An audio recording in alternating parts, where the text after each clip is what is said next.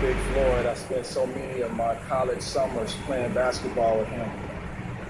He had a good friend named Mike Riggs who went to Worthing, and I would go pick up Mike Riggs and we would go get Big Floyd. We'd be at Nettleton Park and McGregor Park and Sunnyside Park or wherever we could go find a good game.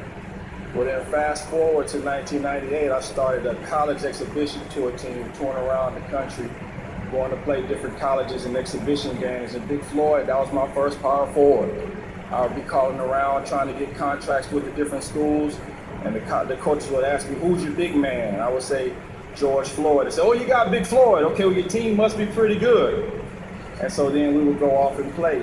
And not only did George play on the team, but he recruited a lot of other guys from Third Ward and the CUNY homes to come and join me. And a lot of those guys got college scholarships, and some of those guys even played professionally overseas.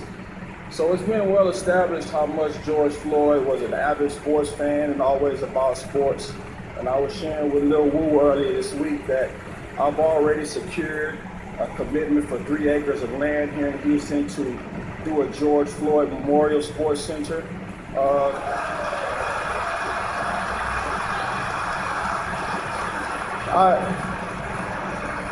I just kept thinking about what could I do, and I had a lot of support from around the world from my different sponsors. And yes, I had one guy step up and said, "Hey Cyril, I can definitely provide the real estate. We just work on the vertical improvements." So that's where we are with that. One thing that we did, I'm going to get out here fast, and to God be the glory sports, we read the Proverbs.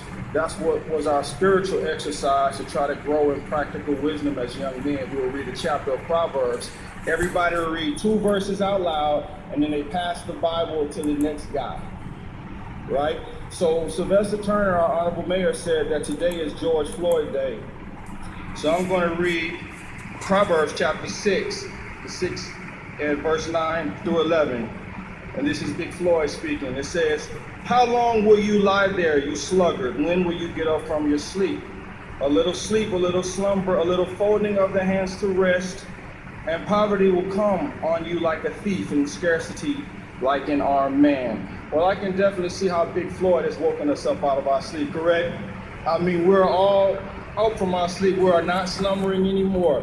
This poverty and this scarcity talked about in Scripture, that is how we treat each other. Humanity. We are poor in humanity. We are poor in empathy. But I can feel that everyone is going to rise against injustice, and be sure that all human beings are treated the same so that George Floyd's memory will not be in vain. To the family, thank you for allowing me to speak and share this memory about Big Floyd. And to God be the glory to you all. Thank you very much.